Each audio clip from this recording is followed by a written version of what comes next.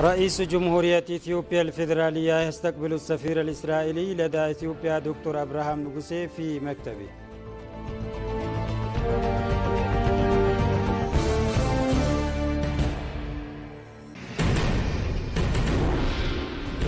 الرئيس التنفيذي لشركة إثيو تيليكوم تعقد اجتماعا مع مارك إيلوت رئيس ماستر كارد الإفريقي.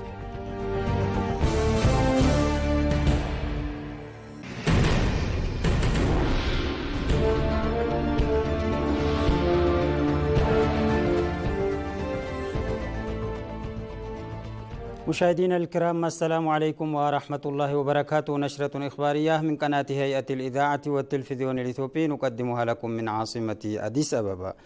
استقبل رئيس جمهورية إثيوبيا الفيدرالية تاجي أكسس اللاسي السفير الإسرائيلي لدى إثيوبيا دكتور أبراهام نغوسي في مكتبه. وذكرت التقارير أن مناقشتهم مركزة على تعزيز التعاون بين إثيوبيا وإسرائيل. وصرح السفير الإسرائيلي لدى إثيوبيا دكتور أبراهام أن مناقشته مع الرئيس تايي استندت إلى الطبيعة الفريدة والعميقة والتاريخية للعلاقات الإثيوبية الإسرائيلية. وذكرت وكالة الأنباء الإثيوبية أن البلدين يتعاونان في مجالات الاقتصاد وحماية البيئة والغابات والتكنولوجيا والزراعة والصحة. وأكد السفير أيضا أن إسرائيل ملتزمة برفع علاقاتها الثنائية المتعددة الأوجه مع إثيوبيا إلى المستوى أعلى.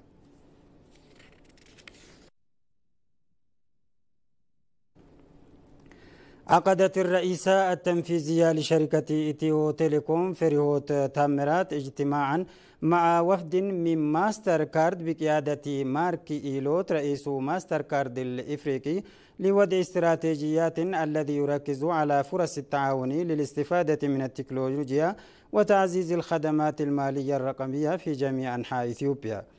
ويهدف هذا التعاون إلى الاستفادة من منصتي تيليتير وتيليبر وماستر كارد لتعزيز الحلول المالية الرقمية بشكل أكبر وتوسيع نطاق الشمول المالي بشكل كبير وتعزيز النمو المستدام.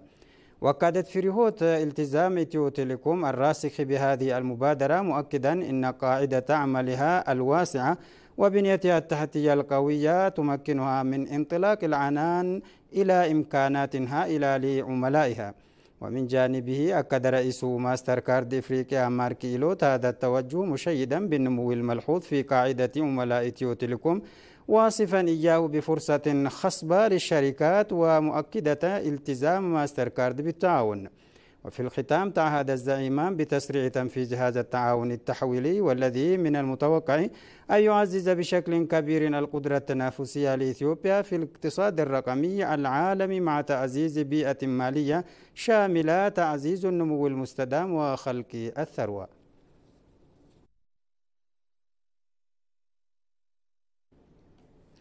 أكد وزير التجارة والتعاون الإقليمي الدكتور كاسو نغوفا أن غرف التجارة يجب أن تعمل على زيادة دورها في الاقتصاد الوطني من خلال العمل بالمستوى المطلوب عالميا. وقال الوزير خلال لقائه بأعضاء مجلس إدارة الغرف الجديدة إن غرف التجارة في إثيوبيا مثل غرفة أديس أبابا يتعين عليهم مواصلة مساهمتهم المكثفة في منتديات شبكات التجارة الدولية. وحث أيضا غرف التجارة على العمل بشكل مكثف لإقرار وتنفيذ سياسات تجارية قوية في الدولة وتكثيف عملها في الترويج للقوانين المتعلقة بالتجارة لمجتمع العمل. وقالت رئيسة غرفة التجارة في أديس أبابا زهرة محمد إن غرفة التجارة ملتزمة أكثر من أي وقت مضى بالعمل مع وزارة التجارة والتعاون الإقليمي بشأن القضايا المشتركة.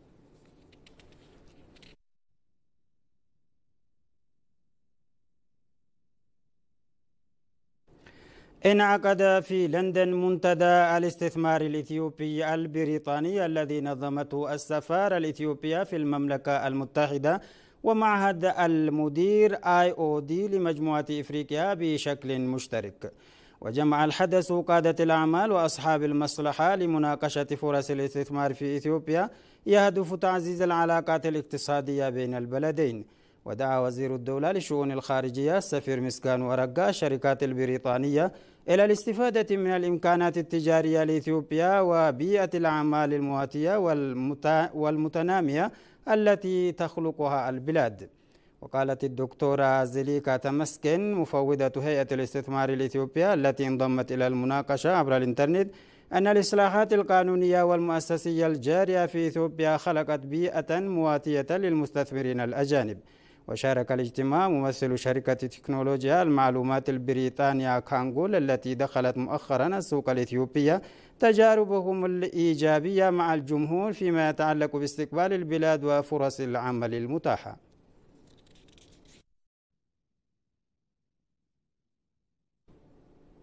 عقدت إثيوبيا وكينيا مناقشات حول تعزيز التعاون الغمركي مع التركيز على مبادرة مركز الحدود الشامل، وذلك بحضور مسؤولين من مفوضية الجمارك الإثيوبية وهيئة الإيرادات الكينية وجهات معنية أخرى من كلا البلدين. وأكد دبل إقابته في كلمته خلال الاجتماع أن مفوض الجمارك الإثيوبية يلعب دورا حيويا لإدارة الجمارك وفي تسهيل حركة التجارة وضمان الرقابة الفعالة على الحدود. وشدد على أهمية التنسيق الوثيق بين المؤسسات الجمركية في كلا البلدين لضمان تنفيذ السياسات الجمركية بفعالية. وأشاد دبلي بالتعاون المستمر بين مفوضية الجمارك الإثيوبية وهيئة الإيرادات الكينية، مشيرا إلى أن مركز الحدود الشاملة في مويالي الذي يعمل منذ عدة سنوات قد ساهم في تسريع الإجراءات الجمركية وتقليل عمليات التفتيش غير الضرورية، مما عزز انسيابية التجارة بين البلدين. ومن جانبه أكد السفير الكيني لدى إثيوبيا جورج أورينا أن إقامة مراكز خدمات حدودية إضافية سيساهم بشكل كبير في تعزيز التنمية الاقتصادية والتجارية بين البلدين. وناقش الجانبان إمكانيات إنشاء محطات خدمات حدودية مشتركة جديدة في منطقتي سوفتو ورامو، مما سيسهم في زيادة حجم التبادل التجاري وتوطيد العلاقة بين الشعب الإثيوبي والكيني.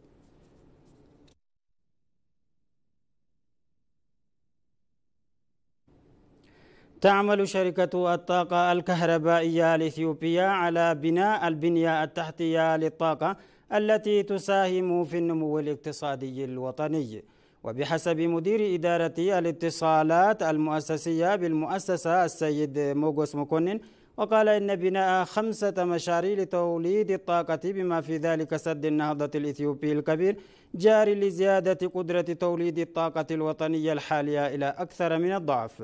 وقال أيضا إنه بالإضافة إلى توسيع وتحديث محطات التوزيع فإنه يقوم أيضا ببناء محطات توزيع وخطوط نقل جديدة من شأنها توسيع الوصول والمساواة. وأوضح موغوس أن هناك جهودا تبذل لزيادة تغطية الوصول إلى الطاقة من 54% حاليا إلى 78% خلال السنوات ال5 المقبلة. وقال المدير إنه بالإضافة إلى تلبية احتياجات الطاقة المحلية يتم بذل جهود لتعزيز الربط الإقليمي من خلال توفير الطاقة لجيبوتي وكينيا والسودان. كما أشار إلى أنهم سيبدأون قريبا في توريد المنتجات إلى تنزانيا.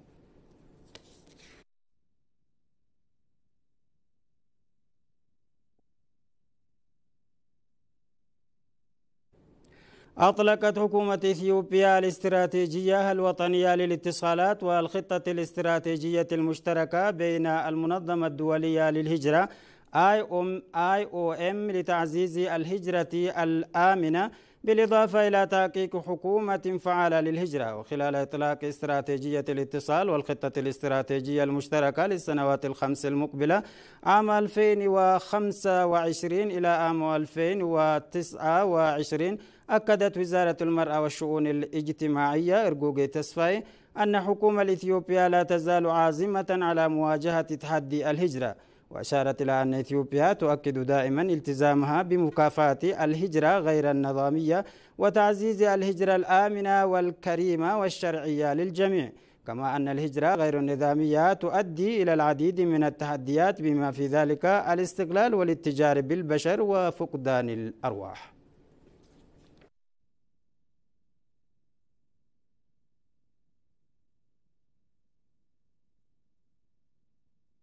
مشاهدينا الكرام، قبل ختام النشرة نذكركم بأبرز ما جاء في الأخبار.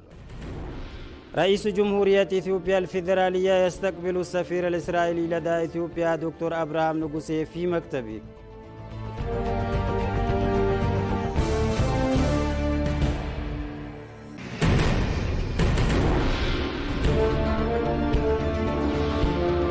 الرئيس التنفيذي لشركة تيو تيليكوم تعقد اجتماعا مع مارك إيلوت رئيس ماستر كارد الإفريقي.